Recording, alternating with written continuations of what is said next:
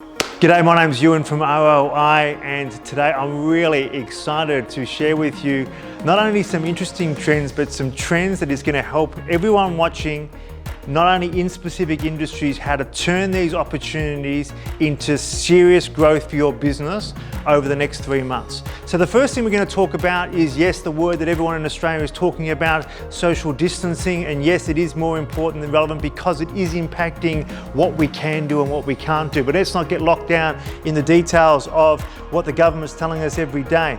With Google search, what you can do is you can start to think about the language that customers are thinking about. In the context of social distancing, there's two things that are on people's minds. One is what is happening in each state of Australia, and the second thing is people are looking for direction in terms of signs and posters as to how they act. And if you are someone in retail, you've really got to start to listen to this, because if you've been to a shopping centre in Victoria the last 2 weeks, it is absolutely chaos. And if there's ever a time we need leadership in this particular area, this is it.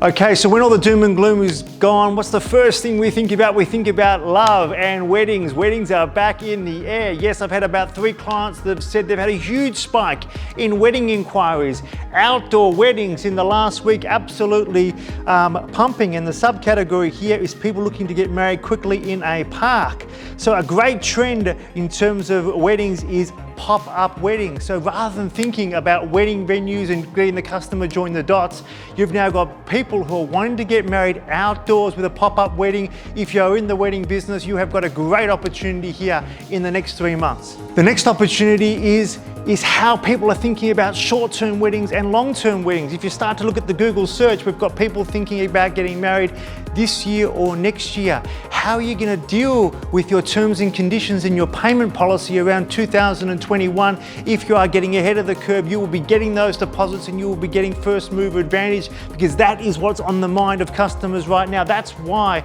they are putting in these types of terms. Similarly, a beautiful example is the great initiative talked about by the Prime Minister of Australia and the Prime Minister of New Zealand about having a trans-Tasman hub.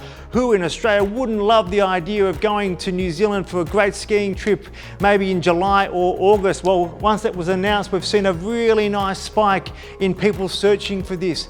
But if you're in the business of travel, you've got to be thinking about all the customer experiences, flights, what the rules are in New Zealand, what you're going to do around your payment terms. If you are that business that takes leadership in this area, you will be the one getting those deposits and winning the market share, and it's coming out of this market faster than all the other operators in New Zealand. So something we all love is going to restaurants. And if there's something that is in the media every night is, what are the restaurants doing? In some states, 10 people, some people, 20 people. What restaurants are open? What restaurants are profitable? We're not sure. So as a restaurant owner, the one thing you need to do is be really clear about when and what days you are open and how you're servicing customers.